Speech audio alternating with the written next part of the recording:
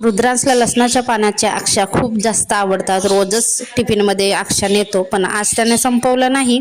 शाळेतून आला, tiffin check केले मी तर जसे होते तसेच आहेत. आणि नंतर रुद्रांश शाळेतून आल्यानंतर आम्ही वाण सामान घ्यायला गेलो बाजारामध्ये. पातळ पोह्यांचा चिवडा गावावरूनच आणलेला होता. फक्त थोडासा तडका लावला त्याला आणि थोडंसं भाजून घेतलं कुरकुरीत होईपर्यंत. आणि पाहुण्यांनी आणून दिलेली होती हे घरगुती आपली देशी लौकी, त्याची भाजी खूप छान वाटते. तोपर्यंत संध्याकाळ झाली होती. तुळशी पुढे देवापुढे दिवा लावला, चहा पाणी झाला आणि रुद्रांश लागला अभ्यासाला आणि मी लागली स्वयंपाकाला. तर रुद्रांश किचनमध्येच अभ्यासाला बसला, कारण मी त्याला बसवते. स्वयंपाक करता करता त्याचा अभ्यास सुद्धा होऊन जातो, कारण मुलं शाळेतून आल्या आल्या अभ्यासाला काही बसत नाही, खेळायचंच असते त्यांना. मग संध्याकाळी हातपाय धुवून फ्रेश होऊन मग अभ्यासाला बसतात. पाहुण्यांनी आणून दिली होती वालाची शेंग, त्याच शेंगाची भाजी करते आणि देशी आहेत आपले घरगुती, तर खूप छान वाटते भाजी. आणि हे 3 कटोरे मला आवडले होते असंच, तर ते घेऊन घेतले आणि 2 प्रकारचे मी 2